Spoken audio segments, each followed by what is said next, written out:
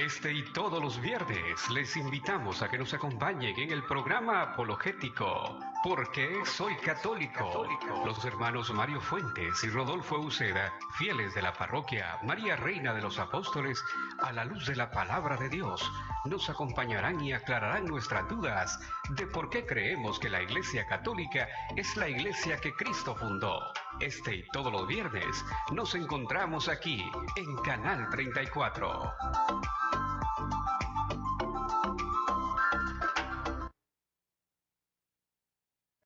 A dar un momento para preguntas y respuestas, para aclarar algunas dudas que tengan.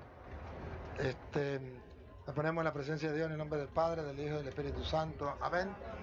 Divino Espíritu de Dios, nos ponemos en tus manos para que sea tú que nos ilumine y este compartir sea para la gloria tuya y la salvación de los hombres. Amén. En el nombre del Padre, del Hijo y del Espíritu Santo. Amén. Los que van a leer, me ayudan. Los que van a preguntar, pues entonces levantan la mano para hacerles llegar el micrófono para que hagan sus preguntas. A ver, ¿quién comienza la pregunta? Por aquí. Si alguien quiere preguntar, para que hagan la pregunta. Ahí, siéntese ahí. ¿Quieren acá atrás? Bueno. No. Pero ahí va. Padre, ¿por qué cuando Jesucristo se le aparecía a la gente, como por ejemplo a los que del camino de Emaús, ¿por qué no reconocían a Jesucristo si la gente había compartido con él y lo conocían bien?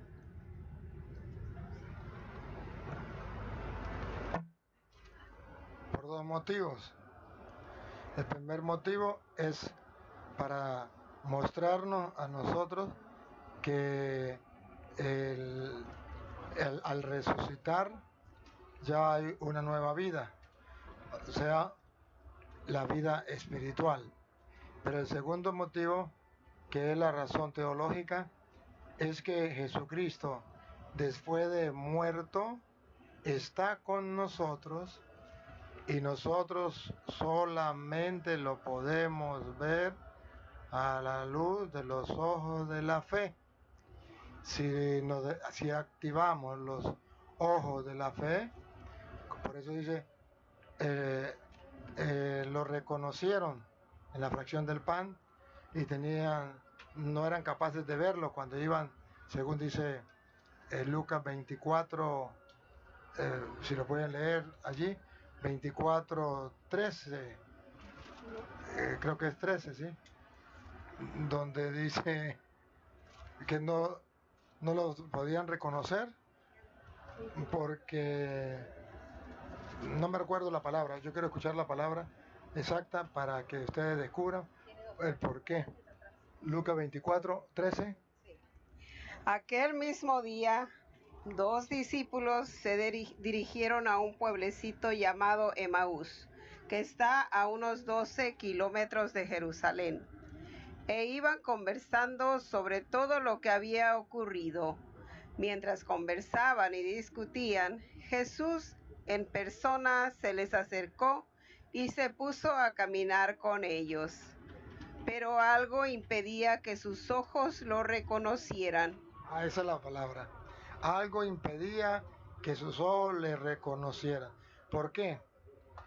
Teológicamente, porque nosotros no podemos detectar, porque algo nos impide, la parte humana, a Jesucristo en el hermano que camina a nuestro lado. Entonces la Biblia nos está diciendo, sí, Jesucristo resucitado está seguro con nosotros, camina todos los días con nosotros, comparte con nosotros, pero hay algo humanamente que nos impide reconocerlo. Es ahí entonces cuando necesitamos activar los ojos de la fe. Por eso en el versículo, por allá en el versículo 29, dice el 29 más o menos, creo que es el 29 o 30, dice el 29. 29 dice, pero ellos le insistieron. El 30. 30 dice,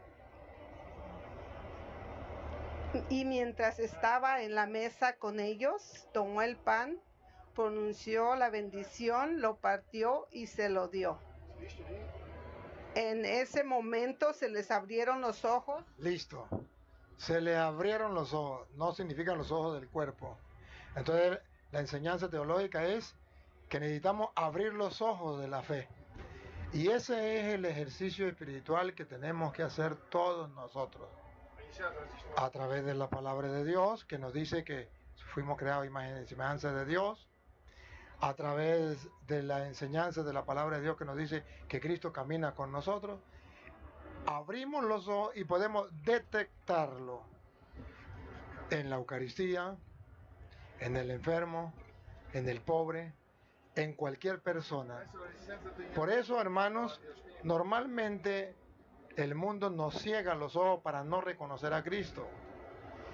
En la suegra, uy, qué difícil verlo. En el enemigo, qué difícil. En el vecino, qué difícil.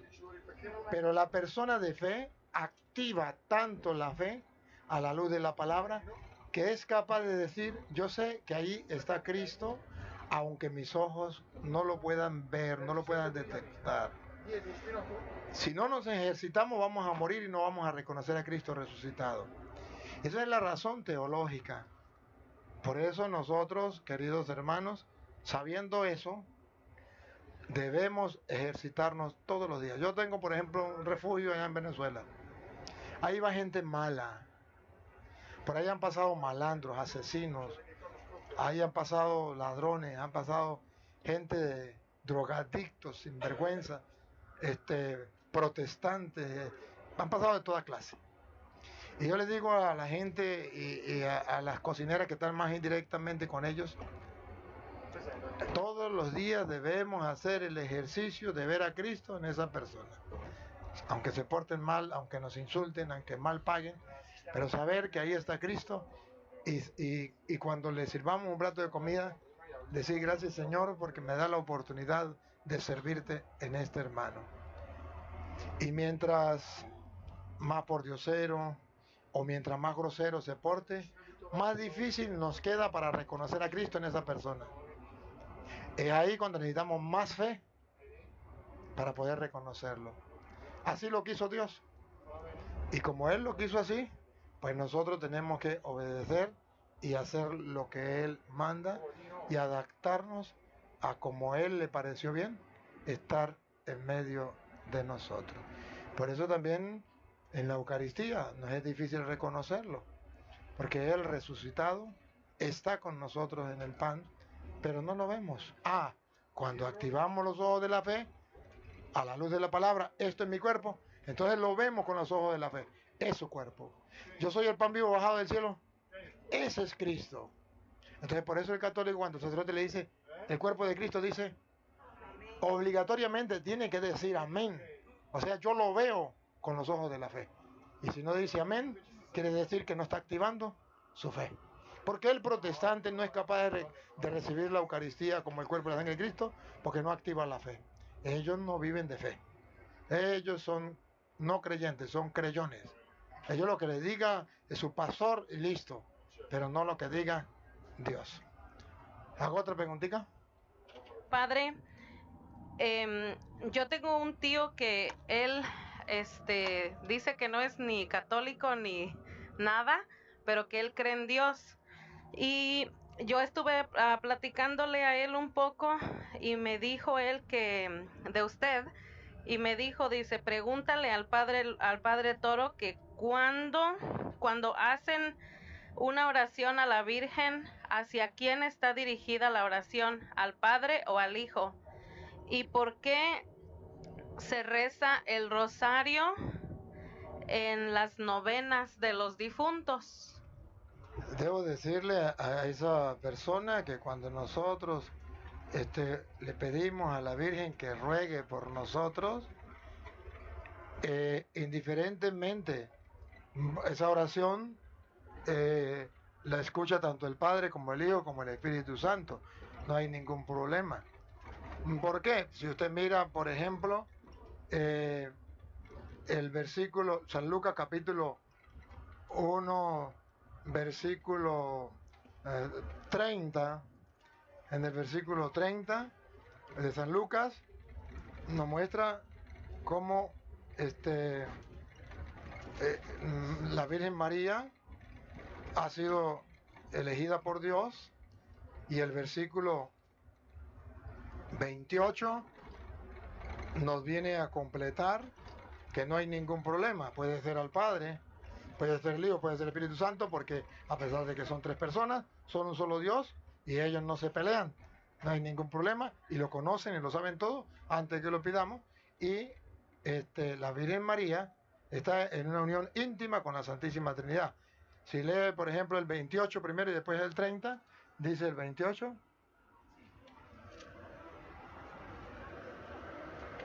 Llegó el ángel hasta ella y le dijo: alégrate, llena de gracia, el Señor está contigo. El Señor está contigo se refiere al Padre. Entonces, si el Señor está con ella, pues usted le está pidiendo a ella, ¿quién está con ella? El Padre. Ah, pero no solamente el Padre, también el Espíritu Santo, versículo 35. Contestó el ángel: el Espíritu Santo descenderá sobre ti y el poder del Altísimo te cubrirá con su sombra. Ahí está el Espíritu Santo con ella, está el Padre y el Hijo, pues más todavía. Acuérdese de Juan capítulo 2, en la boda de Caná, que ella ruega por los que están pasando problemas porque le acabó el vino, y dice: hagan lo que él les diga, y el Hijo hace milagro. Entonces, es simplemente pensar como humano, pensar que Dios es un humano y que Dios no conoce nada. Dios conoce el pensamiento de todos, y ella puede rogar a Dios, y el Dios de nosotros es uno solo y está unido en la Santísima Trinidad, Padre, Hijo y Espíritu Santo, que habita en nosotros. Por eso dice Juan 14, 23, no hay ningún problema. Juan 14, 23 dice que pues, la Santísima Trinidad habita en nosotros y no hay diferencia. El Padre, el Hijo, el Espíritu Santo se van a pelear a ver cuál de los dos. No, es Dios y punto. Escuche. Jesús le respondió: si alguien me ama, guardará mis palabras, y mi Padre lo amará. Escuchen lo que viene. Entonces vendremos a él para poner nuestra morada en él. Nuestra morada, el Padre, el Hijo y el Espíritu Santo, la Santísima Trinidad. Listo. Si mora en nosotros, con cuánta más razón en la Virgen María, y ella está con Dios, Padre, Hijo y Espíritu Santo. Cuando nosotros oramos a la Virgen María, es Dios quien escucha nuestra súplica. Si usted dice: no, pues yo no quiero que sea el Hijo, pues bueno, entonces que sea el Padre y el Espíritu Santo. No quiero que sea el Padre, pues entonces que sea el Espíritu Santo. Entonces que sea el Hijo, pero de todas maneras es Dios, no hay ningún problema.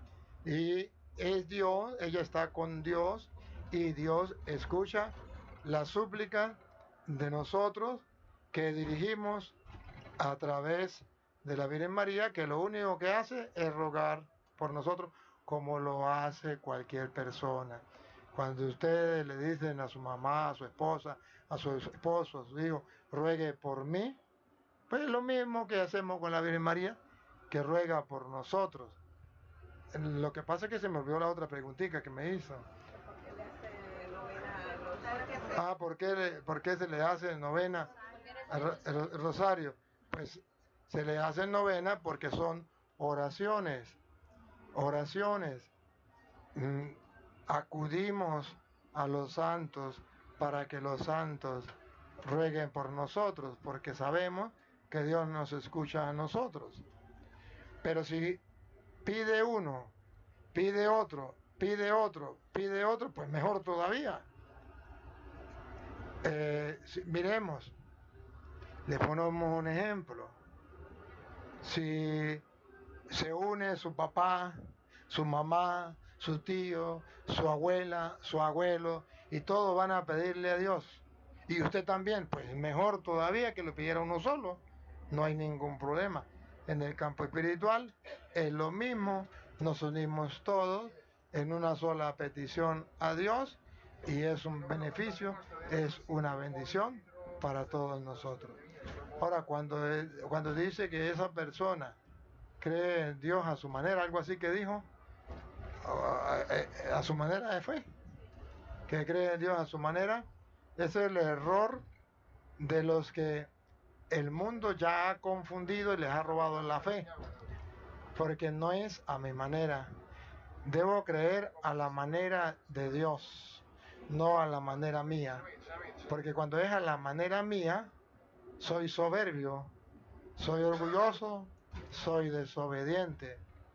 Debo creer a la manera de Dios, porque por ejemplo, en Efesios capítulo 3, versículo 21, dice que a Dios se le da la gloria en la iglesia y en Cristo Jesús por todas las generaciones y todos los tiempos. Amén.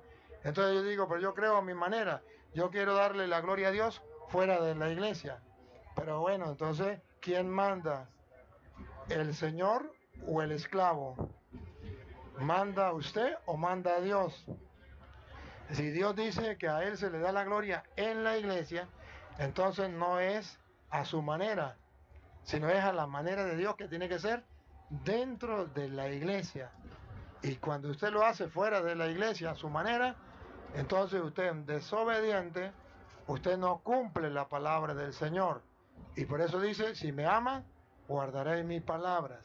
Y mi Padre lo amará, y vendremos a Él y haremos morada en Él. Entonces una persona que no ama a Dios porque no cumple su palabra. Dice Efesios capítulo 3, versículo 21.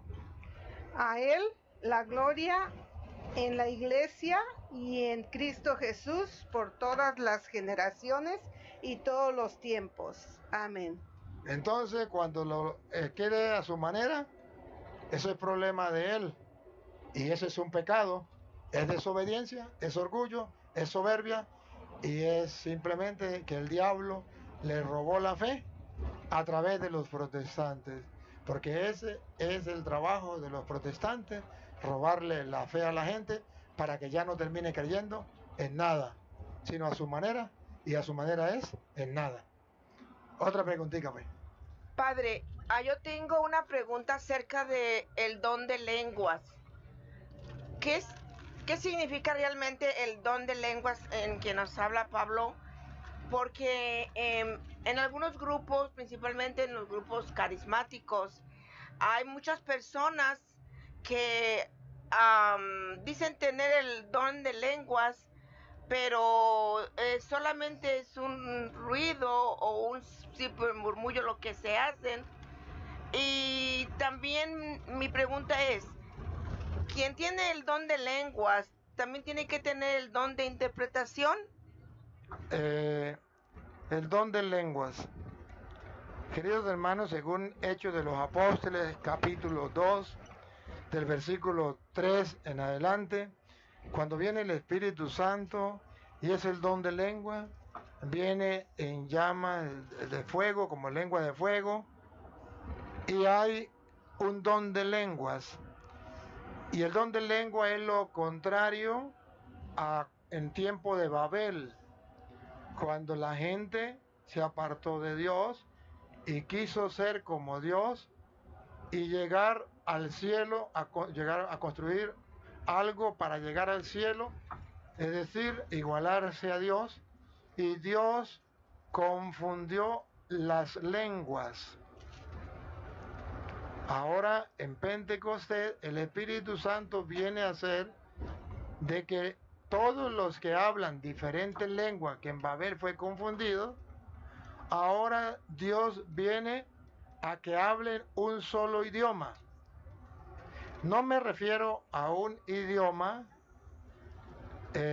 por ejemplo, el español, más nada, no. Un solo idioma significa una sola fe, una sola esperanza, un solo Señor, de lo que habla Pablo en Efesios 4 en adelante.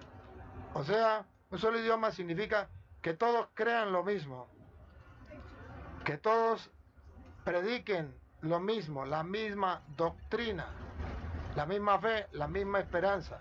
Entonces el Espíritu Santo viene a hablarnos a todos, a pesar de que haya muchos idiomas, y que todos entendamos lo mismo y no cambiemos de doctrina. El don de lengua es la capacidad del Espíritu Santo, por ser Dios, en medio de una diversidad de culturas, diversidad de idiomas, que todos aprendan a creer la misma doctrina que enseñó Jesucristo, y que todos creamos lo mismo, esperemos lo mismo, para que nadie nos venga a engañar. Entonces está el Espíritu Santo asegurándose de eso. Por eso, cuando nacen los protestantes, van en contra del don de lenguas, o sea, en contra de un solo Señor, una sola fe, una sola esperanza, un solo bautismo, al punto que ya ni siquiera hay un solo bautismo, ya cada uno inventa una secta y le pone su propio bautismo. Van en contra del don de lengua, pero ellos, para engañar a la gente, dicen: yo tengo el don de lengua. Escuche, saramamay, saramamay, saramamay, saramamay. Ese no es el don de lengua, eso es falsedad. El don de lengua es otra cosa muy distinta, y lo vamos a ver en Hechos de los Apóstoles, capítulo 2, del versículo 3 en adelante, o 4, donde viene el Espíritu Santo sobre los apóstoles. Escuchemos. Y aparecieron unas lenguas como de fuego, que se repartieron y fueron posándose sobre cada uno de ellos. Todos quedaron llenos del Espíritu Santo y comenzaron a hablar en otras lenguas, según el Espíritu les concedía que se expresaran. Estaban de paso en Jerusalén judíos piadosos, llegados de todas las naciones que hay bajo el cielo. ¿Escucharon? Diversidad de cultura, diversidad de idiomas, de todos los países que hay bajo la tierra. Y entre el gentío que acudió al oír aquel ruido, cada uno los oía hablar en su propia lengua. Ahí está el secreto del don de lenguas. A pesar de que haya muchos idiomas, cada uno agarra el mensaje, recibe la misma fe de los apóstoles, la misma esperanza de los apóstoles, la misma doctrina de los apóstoles, sin cambiarla, en su propio idioma. No se refiere que al recibir el don de lenguas comenzaron a decir saramamay, saramamay, y nadie les entendía. No, estaban en diversas lenguas, pero todos le oían en su propia lengua. Cuando los protestantes engañan a la gente y dicen: el don de lengua es que yo hable a los que hablan en español, le hable en otra lengua que no me entienda. Mentiras. Dice la Biblia que el don de lengua es que, teniendo yo otro idioma, hablo de una manera tal que me escuchen gente de todas partes del mundo con otro idioma y todos entiendan. La diferencia de los protestantes es que, hablando todos español, ellos hablan una lengua que nadie le entiende. Es diverso, es un engaño, es una falsedad. Entonces, necesitamos la acción del Espíritu Santo para que todos escuchemos lo mismo. Y ahí entonces es que la Iglesia Católica habla diversas lenguas, o sea, todos los países el mismo día comparten el mismo evangelio, la misma enseñanza, en la misa, donde quiera que se encuentre, se celebra la misa y es el mismo evangelio en diversos idiomas. O sea que todavía sigue hablando el Espíritu Santo en diversas lenguas de parte del mundo entero, que todos en su idioma escuchan la misma doctrina, la misma fe, la misma esperanza. No ha pasado el Pentecostés, sigue el Pentecostés dentro de la iglesia, cosa que no da dentro del protestante. El protestante, uno tiene una iglesia aquí en esta esquina, otro tiene otra iglesia en aquella esquina. La lectura que se leyó en esta esquina no se lee allá, porque no es el don de lenguas, no es la acción del Espíritu, sino es la acción de la soberbia y el orgullo de cada uno que fundó su propia iglesia, y para engañar a la gente, entonces dice, saramamay, saramamay, saramamay, yo hablo el don de lengua. Ahora, San Pablo viene a explicar en 1 de Corintios, capítulo 14, ya por ahí, del versículo 8 en adelante, cuando habla de que hay algunos que dicen, bueno, yo tengo el don de lengua porque yo hablo delante de la gente y hablo con una lengua que no me puedan entender. Entonces San Pablo dice, pues si habla con una lengua que no le puede entender, yo le digo que mejor se calle la boca, porque eso no sirve para nada en la comunidad. Pero si usted dice, pero es que yo tengo el Espíritu Santo y el Espíritu Santo me hace hablar en otra lengua, dice San Pablo, entonces hágalo usted en su cuarto, en su casa, a solas, pero no lo haga en la comunidad porque no sirve para nada, más bien va a destruir. Pero es que yo tengo el don de lengua y yo quiero hacerlo en la comunidad. Y dice Pablo, pues entonces mire a ver si hay quien lo interprete. Y si no hay quien lo interprete, cállese la boca. Vamos a ver, si quiere lo lee desde el 14, Primera de Corintios, capítulo 14, versículo, pues lo leemos desde el 1 en adelante para ver, pero cuando comienza. ¿En Corintios? Primera de Corintios, capítulo 14. Si lo tienen, si no lo tiene usted. Entonces, ahí vamos a ver, pero vamos saltando algunos adelante para que ustedes vean que no es tan importante el hablar en lengua como dicen los protestantes. Es importante hablar en lengua como el día de Pentecostés, pero no como dicen los protestantes.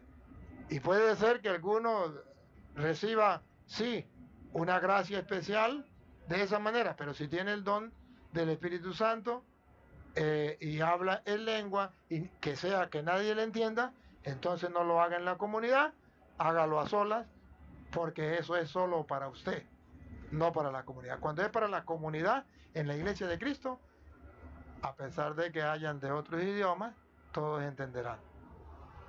Busquen el amor y aspiren a los dones espirituales, especialmente al don de profecía.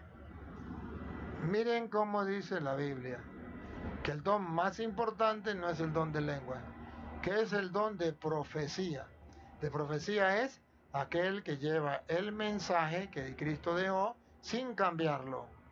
La doctrina que Cristo dejó sin cambiarla. Un solo Señor, una sola fe, una sola esperanza, un solo bautismo, sin cambiarlo. El don de profecía. El que habla en lenguas habla a Dios, pero no a los hombres, pues nadie le entiende cuando habla en espíritu y dice cosas misteriosas. Entonces, eso es lo que los protestantes dicen, pues yo tengo ese don. Pues si es verdad que ese don, entonces tiene que obedecer lo que dice la palabra de Dios. Que si hay alguna persona que habla misteriosamente, entonces que se calle en la comunidad, que lo haga solito en su cuarto encerrado. Pongan cuidado, siga. El que profetiza, en cambio, da a los demás firmeza, aliento y consuelo. Claro, porque el que profetiza da firmeza, da consuelo, da claridad a la gente en su fe, le anuncia su fe, le anuncia su esperanza y la gente lo ve con claridad, que es exactamente lo que yo hago, tratar de que la gente profetizar, mostrarle la palabra con claridad para que la gente lo entienda y se fortalezca en la fe. El que habla en lenguas se fortalece a sí mismo. Es egoísta, es soberbio, no es para edificación de la comunidad, es para sí mismo, es para orgullo. Es que yo hablo en lengua, aleluya, saramamay, saramamay. Entonces es para edificación de su orgullo, de su soberbia, para él mismo. Mientras que la iglesia... perdón. Vuélvalo a repetir lo último que leyó. El que habla en lenguas se fortalece a sí mismo, mientras que el profeta edifica a la iglesia. A nosotros nos importa es la profecía que edifica. Vea que el don de lengua no edifica la iglesia. Hace que la soberbia y el orgullo de la persona crezca, pero no edifica la iglesia. Por eso usted nunca va a ver al Padre Toro diciendo Saramamay, Saramamay, Saramamay. No, pero sí lo va a escuchar profetizando para edificar.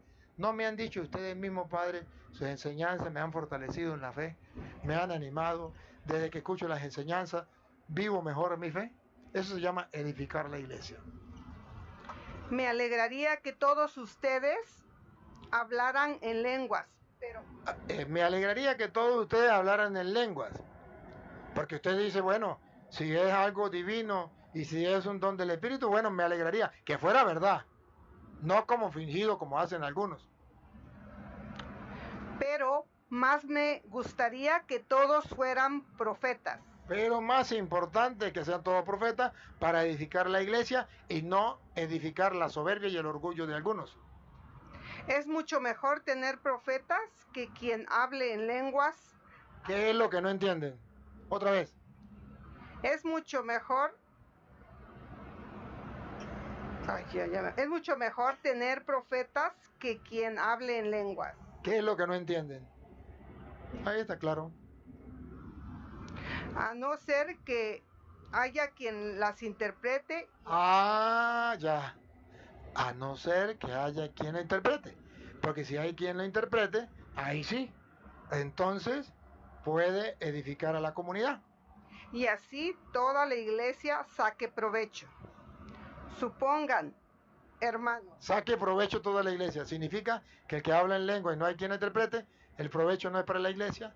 Saca provecho solamente el que dice hablar en lengua, para que la gente le crea que él es el único, que tiene el Espíritu Santo, que tiene el Espíritu Santo agarrado por un ala y que él es más que los demás. Supongan, hermanos, que yo vaya donde ustedes hablando en lenguas. ¿De qué les serviría si no les llevase alguna revelación? ¿Se dan cuenta?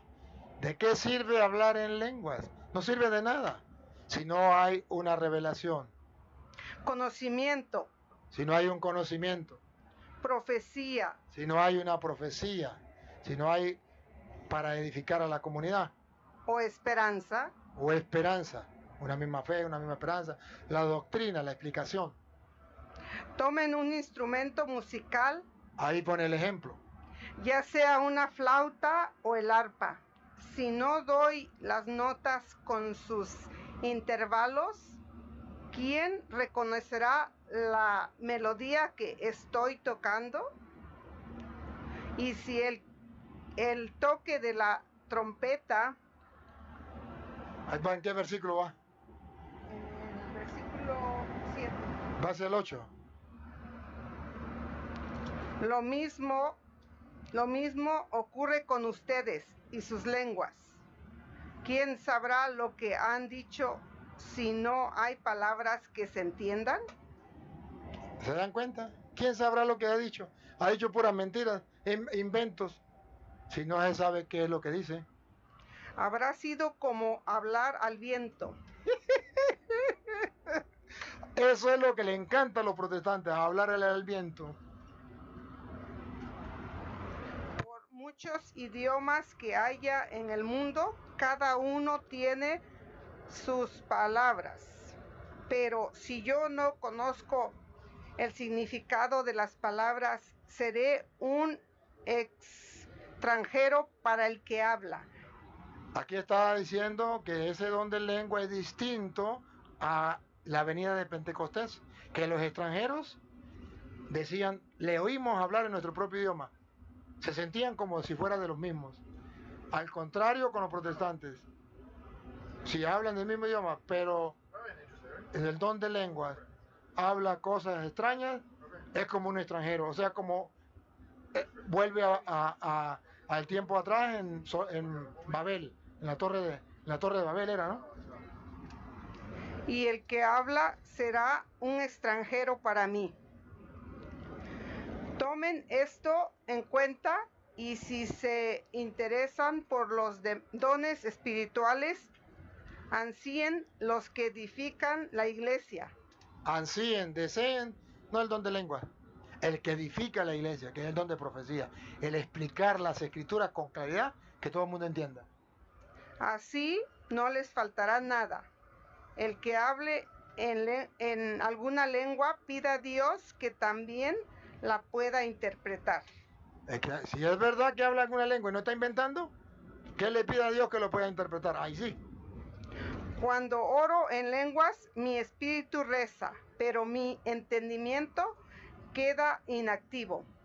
¿Estará bien esto? Debo rezar con mi espíritu, pero también con mi mente. ¿Se da cuenta? ¿Estará bien? Pues no, porque ¿qué debo orar? No solamente con el espíritu, sino también con el entendimiento. Sigue. Sigue usted. Con el entendimiento. ¿Estará bien esto? Debo rezar con mi espíritu, pero también con mi mente.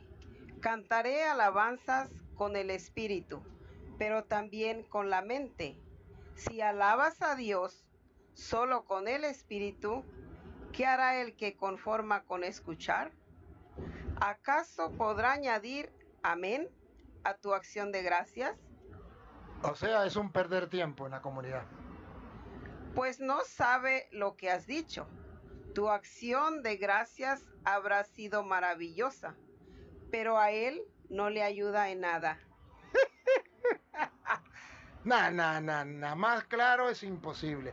No ayuda a nada, solamente al soberbio protestante, o incluso hay católicos que van en el mismo camino de los protestantes y entonces se sienten orgullosos. Yo tengo agarrado al Espíritu Santo por un ala porque yo hablo en lengua y a mí nadie me entiende. Y muchos inventan. Yo conocí a un jefe de la Renovación Carismática, llegó la monaguilla y me dijo: padre, sabe que el jefe de la Renovación Carismática me dijo que él quería enseñarme a hablar en lengua, que uniera la lengua mía con la de él, y él me enseñaba a mover para que aprendiera a hablar en lenguas. Y yo le dije: ¿me da cuenta? ¿Se da cuenta cómo engañan a los tontos? Y él hablaba en lengua y quería enseñarle a ella a hablar en lenguas. Y pasó realmente. Entonces, oye, dentro de la iglesia, porque eso está contaminando también en la iglesia. Yo no digo que no haya, porque ahí dice que sí. Digo que no funciona si no hay quien la interprete realmente. Y digo que hay personas que se están burlando de eso y están agarrando eso como para sentirse más que los demás. Yo un día me encontré con una evangélica que por cierto, quería conocerle y iba con mi hermano, y mi hermano me dijo: mire, ella es fulano de tal, y ella me dice, le dice a mi hermano, a ella: mire, mi hermano que es sacerdote. Ella era evangélica. Y me dijo: usted no está en la iglesia de Cristo porque usted no tiene el Espíritu Santo. Yo sí tengo el Espíritu Santo porque yo hablo en lengua. Ponga cuidado que yo hablo en lengua. Saramamay, saramamay, saramamay. Y yo le dije: ya, deje la tontería, deje la bobada, que usted no está hablando con cualquier tonto, usted está hablando con una persona que sabe.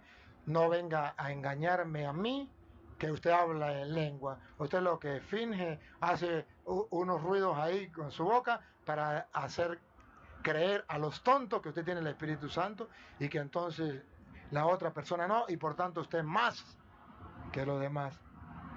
Y le mostré la palabra de Dios, y entonces se enfureció y dijo: no, usted no cree. Y le digo: sí creo en Dios y en su palabra. Lo que no creo en las personas que andan engañando como usted a los tontos. Y se fue. ¿Por qué? Porque están engañando, llámese protestante o llámese católico. Repito, ¿puede existir una persona que hable en lengua? Sí puede existir. ¿Todas las que dicen hablar en lengua hablan en lengua? No. ¿Todos los católicos que dicen hablar en lengua hablan en lengua? No. ¿Todos los protestantes que dicen hablar en lengua hablan en lengua? No. Eso es mentira. Que haya algunos que hablan en lengua, sí. ¿Pero qué tienen que hacer? Pues que lo hagan a solas. Ya lo ven, ya lo verá. Siga usted, que tiene la luz. Ok, hermanos, ¿se quedó en el 26, 20? Hermanos, no sean niños en su modo de pensar. Vamos a ver, ¿de dónde iba? Doy gracias a Dios porque hablo en lenguas más que todos ustedes. Ahora búsquenme una cita donde San Pablo estaba orando en lenguas. Saramamay, saramamay, saramamay. San Pablo hablaba en lengua más que todos. ¿Pero cómo? Cuando predicaba la palabra de Dios y todo el mundo le entendía. Pero cuando me encuentro en la asamblea, prefiero decir 5 palabras mías que sean entendidas y ayuden a los demás antes que 10,000 en lenguas. ¿Qué es lo que no entienden? Otra vez. Pero cuando me encuentro, No, un poquitico más atrás. doy gracias a Dios porque hablo en lenguas. San Pablo dice que sí existe eso. Y puede existir tanto en los católicos como en los protestantes, puede existir. Pero a ver, Doy gracias a Dios porque hablo en lenguas, más que todos ustedes. más que los protestantes, no, ni se le ocurra a San Pablo. Sí, más que los protestantes. Más que los carismáticos, sí, más que los carismáticos. Siga. Pero cuando me encuentro en la asamblea, Pero cuando me encuentro en la asamblea, a ver si Pablo era protestante.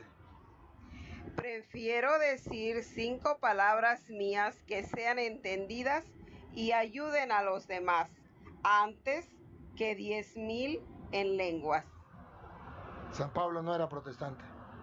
Porque los protestantes prefieren hablar en lengua antes que hablar que la gente le entienda. Y para ellos hablar en lengua es lo máximo, es la expresión máxima de que tienen el Espíritu Santo.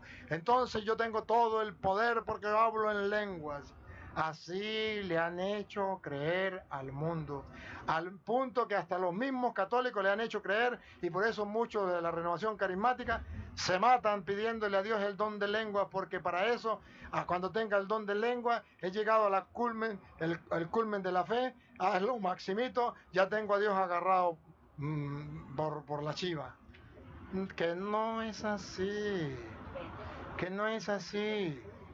Prefiero, dice, hablo en lengua más que todos ustedes, pero cuando estoy en la comunidad, prefiero decir 2 palabras, 5 palabras, que la gente me entienda, y no tantas en lengua que nadie me entienda. Eso no es correcto, eso no es de cristiano, eso no es de creyente, eso no es lo correcto, dice Pablo. Siga.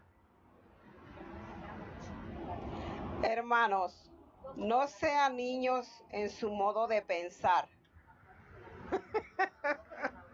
Los protestantes son unos niños en la manera de pensar. Son unos niños. Sean como niños en el camino del mal, pero adultos en su modo de pensar. En el actuar en el mal, eso sí. Sean como niños, no busquen hacer el mal. Pero en otras cosas, no podemos ser como niños. Dejarnos engañar de cualquier tonto que venga diciendo saramamay, saramamay. Yo hablo en lenguas. Entonces creo que ahí está claro lo que dice San Pablo. Pero sigue leyendo para que vean cuando San Pablo dice que rotundamente, si no hay quien interprete, mejor se calle. Dios dice en la ley, hablaré a este pueblo en lenguas extrañas y por boca de extranjeros, pero ni así me escucharán. Entiendan, pues, que hablar en lenguas es una señal para quienes no creen. ¿Se da cuenta? No es dentro de la comunidad para los creyentes, es para los que no creen. Pero para los creyentes, en cambio, la profecía para los creyentes, no para los que no creen. ¿Captaron? El don de lenguas es para los que no creen. Pero para los que creemos dentro de la iglesia, para los católicos, es el don de profecía. El día de Pentecostés para los que no creían. Y entonces comenzaron a escuchar todos en su mismo idioma. Pero cuando creemos, ya no se necesita el don de lenguas, ya se necesita el don de la profecía. Con todo, supongan que la iglesia estuviera reunida y todos hablasen en lenguas, y entran algunas personas no preparadas o que todavía no creen. ¿Qué dirían? Que todos están locos. Por el contrario, supongan que todos están profetizando y entra alguien que no cree o que no tiene preparación, y todos le descubren sus errores. Le dicen verdades y le hacen revelaciones. Al ver descubiertos sus secretos más íntimos, caerá de rodillas, adorará a Dios y proclamará: Dios. Observen que cuando se dice la profecía se dicen verdades que la gente lo lleva a reflexionar y a descubrir cuál es el camino para seguir a Dios. Cuando se habla en lengua se puede decir mentira porque la gente nadie va a entender, solamente la mentira que yo tengo a Dios agarrado por la chiva. Dios está realmente entre ustedes. ¿Qué podemos concluir? Listo, para pasar a otra pregunta. ¿Qué podemos concluir y que escuchen los protestantes y los carismáticos? ¿Qué podemos concluir, hermanos? Cuando ustedes se reúnen, cada uno puede participar con un canto, una enseñanza, una revelación, hablando en lenguas o interpretando lo que otro dijo en lenguas, pero que todo los ayude a crecer. ¿Quieren hablar en lenguas? Que lo hagan 2 o 3 al máximo. Al máximo, 2 o 3. No que todos comiencen saramamay, saramamay, saramamay, saramamay. No. Al máximo 2 o 3, pero ojo, escuchen. Pero con limitaciones de tiempo. Con limitaciones de tiempo. O sea, primero uno, después otro, limitaciones de tiempo, y luego. Y que haya quien interprete. Primero uno, y que haya quien lo interprete, después otro. No como se vuelve un zaperoco que nadie entiende nada y todos hablan en lengua y es pura tontería. No, así no es. Dios no es un Dios de desorden y de confusión, sino más bien el Espíritu Santo viene para aclarar y no para confundir. Y escuche lo que viene. Si no hay nadie que pueda interpretar. ¿Escucharon? Otra vez. Que escuche la renovación carismática, otra vez. Si no hay nadie que pueda interpretar. Que escuche la renovación carismática, otra vez. Si no hay nadie que pueda interpretar, que se callen en... ay. Otra vez. Que se callen. Otra vez, si no hay nadie. Si no hay nadie que pueda interpretar, que se callen. ¿Por qué los protestantes no cumplen eso? ¿Y por qué hay muchos en la renovación carismática que tampoco lo cumplen? Si no hay quien lo pueda interpretar, que se calle. Y reserven su hablar en lenguas para sí mismos y para Dios. Que si quiere hablar en lengua, se encierre en su cuarto para sí mismo y para Dios. Porque si es verdad que habla en lengua, eso es para edificación de él, no para la comunidad. Pues vaya, enciérrese en su cuarto y hable en lengua allí, todo lo que quiera, 2 horas, 3 horas, saramamay, saramamay, saramamay, saramamay, saramamay, pase todo el tiempo diciendo eso. Pero si está en la comunidad, debe haber quien lo interprete. Y si no, que se calle.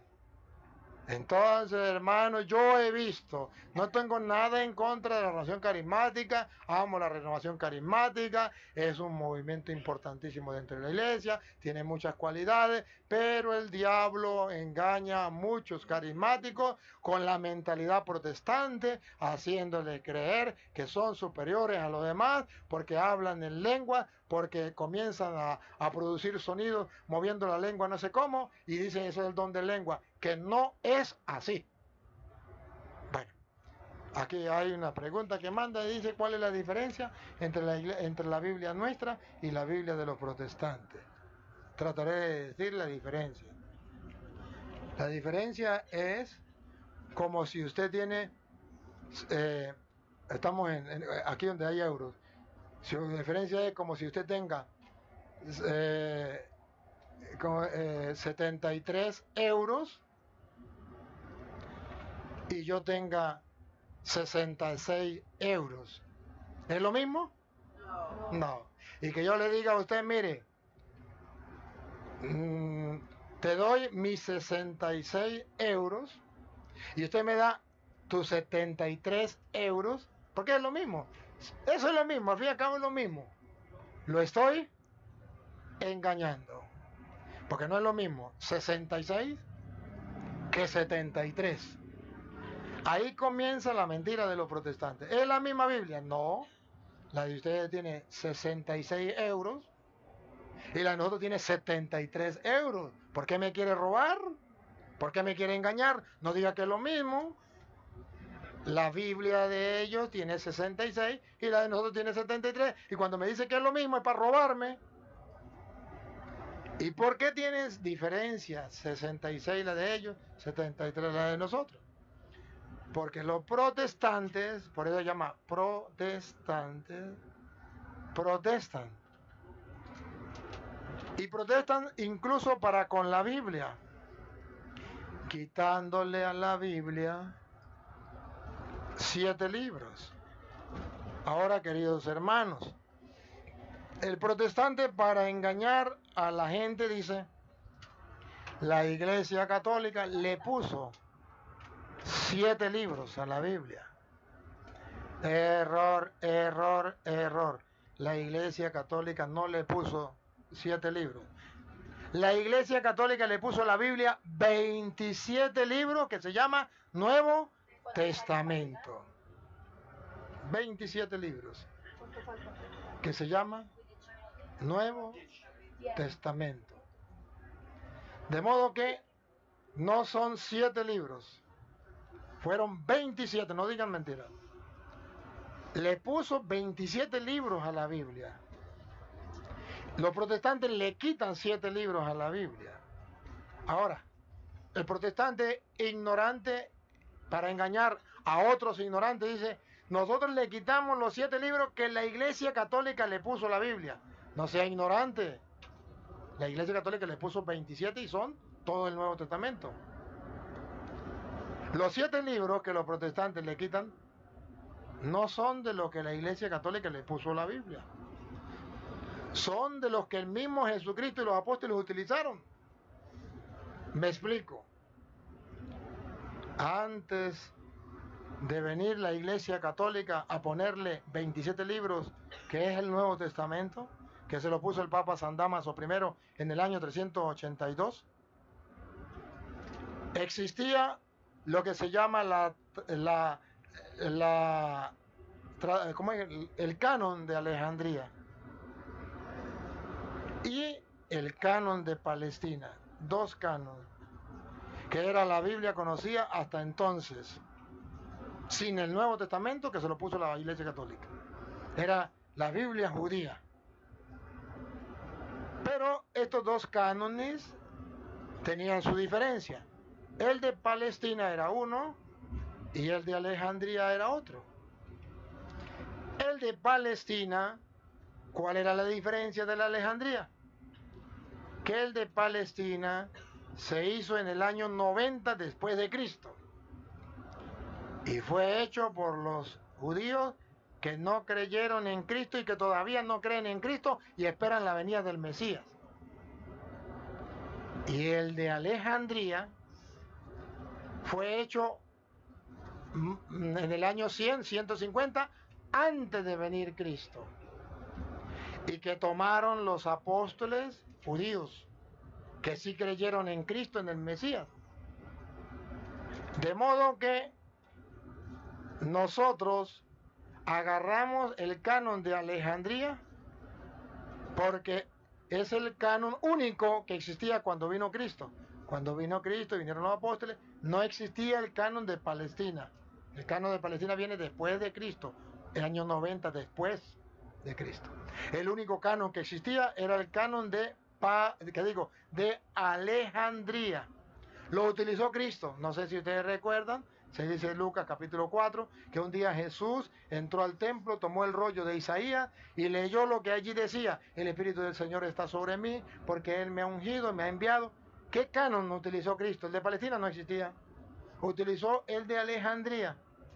Cuando San Pablo le escribe a Timoteo, 2 Timoteo 3:15, toda escritura es inspirada por Dios y es útil para enseñar, para corregir, para arguir. Pregunto, ¿qué canon estaba hablando Pablo? Toda escritura inspirada por Dios. La única canon que existía, porque Pablo está hablando hacia el año 55. El único canon que existía. El de Palestina no puede ser porque ese no existía todavía. Comenzó en el año 90. El de Palestina, entonces dice Pablo, toda escritura es inspirada por Dios. Está hablando del canon de Alejandría, no, el de Palestina no existía. Toda escritura, o sea, todo el canon de Alejandría es inspirado por Dios. ¿Y cuál era la diferencia? Que el canon de Alejandría tenía 73 libros y el canon de Palestina tenía 66 libros. ¿Y por qué el canon de Palestina, que es en el 90, tiene 66, a diferencia de los Alejandría, que tiene 73? Porque el de Alejandría contenía algunos libros donde hablaba del Mesías, que los judíos que no creyeron en Cristo le quitaron por hablar del Mesías, y ellos todavía no aceptan a Cristo como Mesías, entonces tienen que quitar esos 7 libros. ¿Por qué nosotros aceptamos el de Alejandría y no el de Palestina? Porque nosotros aceptamos el canon que traían los judíos cristianos, los que se convierten, los que creen en Cristo, los que aceptan a Cristo, y no el de los judíos que no creen ni aceptan a Cristo. Los protestantes, para protestar contra la Iglesia Católica, en vez de aceptar el canon de los judíos que creyeron en Cristo, se van con los palestinos en el año 90 que no creen en Cristo. Y dice, nosotros estamos con 66 porque le quitamos 7 libros que los católicos le pusieron. Ignorantes, los católicos le pusieron 27, ¿no? Y no del Antiguo Testamento, del Nuevo Testamento. Eso ya existía en el tiempo de Cristo. Ustedes más bien se lo quitan, no fueron ustedes, se lo quitaron los palestinos y ustedes se van con ellos porque no creen en Cristo igual que ustedes. No son reales, verdaderos cristianos. Entonces la ignorancia es atrevida. Hay una gran diferencia. Nosotros los católicos tenemos el canon de Alejandría, el canon que utilizó Cristo, el canon que utilizaron los apóstoles, por eso tenemos 46 del Antiguo. Más los 27 que le puso la Iglesia Católica, no se lo puso los protestantes, la Iglesia Católica en el año 382, el Papa San Damaso I, serían 73. Los protestantes no aceptan eso, sino el de Palestina. Lo más curioso es que los protestantes que dicen que la Iglesia Católica es la gran prostituta de la Gran Babilonia, aceptan los 27 libros del Nuevo Testamento que se lo puso la Iglesia Católica. ¿Cómo se explica? Una cosa lo que dicen y otra cosa lo que hacen. Y algún protestante cree que es mentira, estudie. Ve a ver de dónde viene la Biblia y de dónde viene el Nuevo Testamento. ¿Quién aceptó el Nuevo Testamento? ¿Quién fue el que le proclamó que era palabra de Dios? No, ¿quién lo escribió? Ya va, un momentico. No, ¿quién lo escribió? ¿Quién recopiló los libros? El que estaba en Roma lo trajo, el que estaba en Éfeso lo trajo, el que estaba en Colosas lo trajo, el que estaba en Filipo lo trajo y lo metió en un solo libro diciendo, estos son, y no más ni menos, los del Nuevo Testamento y es palabra de Dios. Lo hizo la Iglesia Católica. No, pero es que la Iglesia Católica no lo hizo, es que la Biblia lo dice. Mentira. A ver, dime el capítulo y versículo donde dice, estos 27 libros son inspirados por Dios y van a formar el Nuevo Testamento. Eso no lo dice la Biblia, eso lo dice la tradición de la Iglesia Católica. Ellos que dicen que no creen en la tradición y que no creen en la Iglesia Católica. Eso no se dice. ¿Dónde dice que el Evangelio de San Mateo, dame el capítulo y versículo, es palabra de Dios? Eso no lo dice. Sabemos que es palabra de Dios porque lo dice la Iglesia Católica. ¿Y por qué lo introdujeron en la Biblia? Porque lo dice la Iglesia Católica. Y los protestantes son ignorantes. Escuchan cantar el gallo y no saben. Ha finalizado el programa apologético. ¿Por qué soy católico? Pero la invitación es para que siempre nos encontremos la próxima semana aquí en Canal 34. Los hermanos Mario Fuentes y Rodolfo Euseda, fieles de la parroquia María Reina de los Apóstoles, nos acompañarán en nuestras dudas sobre nuestra fe católica. Hasta la próxima semana.